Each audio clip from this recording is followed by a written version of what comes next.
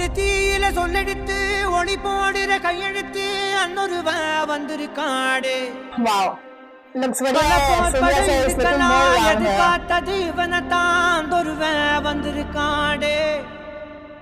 களமோ அவன் மூச்சரிய மயிர்கால்களும் கூச்சரிய வச்சம் அவன் வந்திருக்காடு. There's bird, Anohar.